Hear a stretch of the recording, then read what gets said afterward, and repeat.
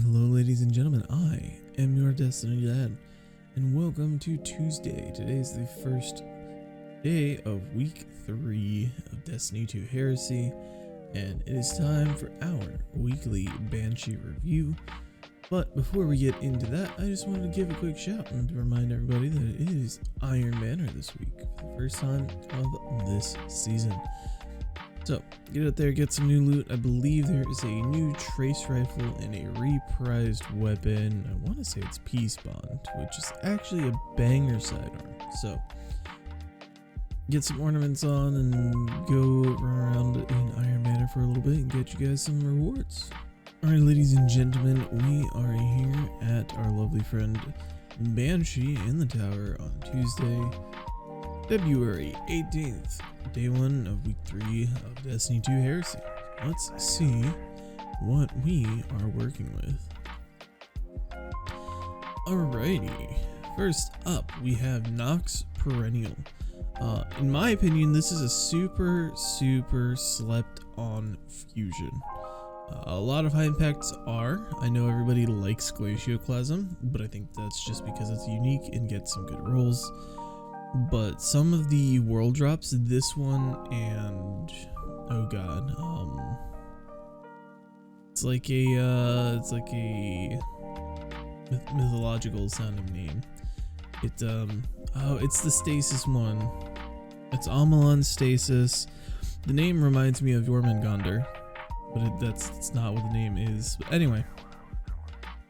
This can roll things like Overflow and I believe Reconstruction, Envious Assassin, and of course Controlled Burst is always phenomenal. This one, if you need a good strand fusion and you have nothing else, this will not be bad.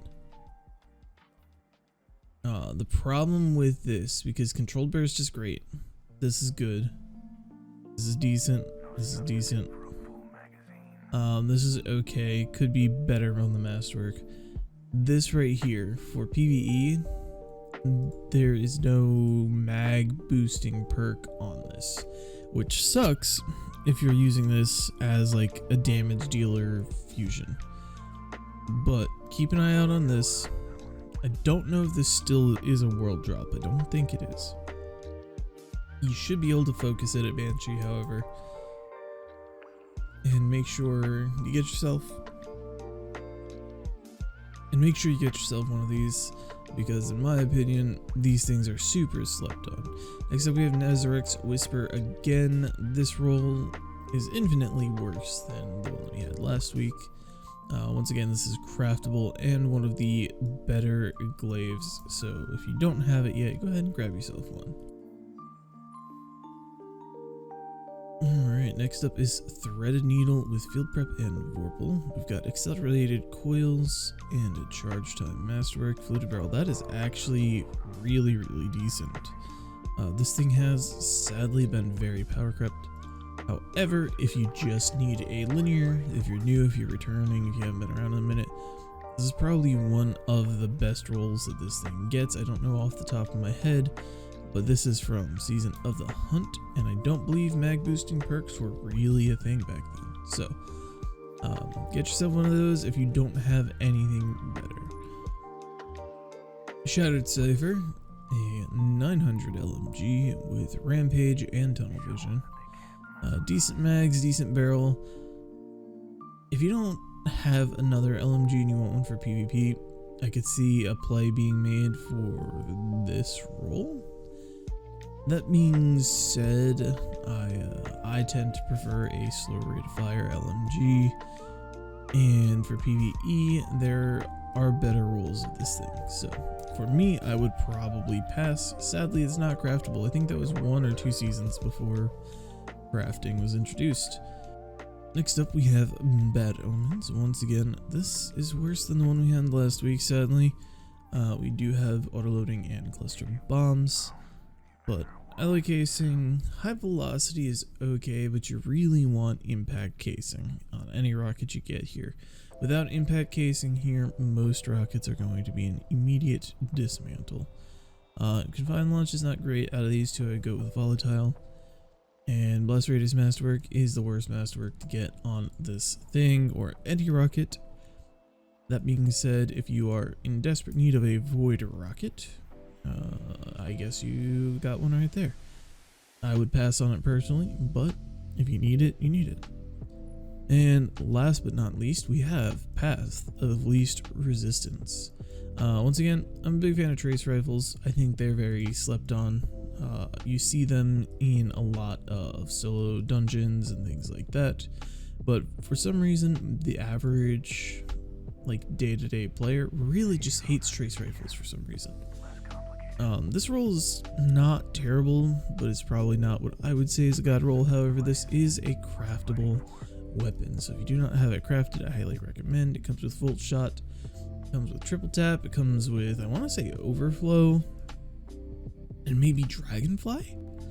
I don't remember all the perks off the top of my head, but either way, if you don't have it craftable or don't have harmonizers, this is not going to be the best roll, but it's got a good barrel, it's got a good battery, subsistence is great, focus fury is decent, but these just don't synergize at all, which sucks.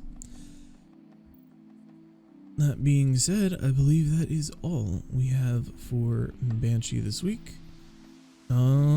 And for anyone who sees it today, what is he focusing? He's got Vice and Hake to focus today. This changes daily, and keep an eye out for some of these weapons. Some of these are really, really good. Taipan is craftable, I believe, still. I would imagine it would still be craftable. And this is a really banger Void linear fusion rifle. Marcelion C is a phenomenal solar grenade launcher. You can get Envious, you can get Explosive Light, you can get Cascade Point, you can get Field Prep, you can get all sorts of stuff. So get you one of those, This is decent. Yudokanji, if you don't have another better rapid fire sniper rifle, doesn't really matter if it's stasis or not. But this can get, I believe, 4th times and firing line, I believe, is like one of the better rolls that you can get. Obviously, the funnel cake, everybody loves the funnel cake. Ragnhild is also craftable. And Lodbrok is probably a sleeper. It's probably going to be better in PvP. And same for Raka. This can get rapid hit and kill clip, and it can also get headstone, I believe. So keep an eye out on a few of these. Always check out LightGG. Always check out D2 Foundry. You can go there and build your own personal weapon that you can then see the stats of. You can see how they work. You can see all sorts of stuff. But with all that being said, that is it for today's Banshee inventory review. Hope you guys enjoyed it. And if you liked it, leave a like, obviously. And if you want to see more, be sure to subscribe, turn on those notifications, and I will be here once again with you guys on Friday for our weekly Xur review. Have a good week, guys, and I will see you later.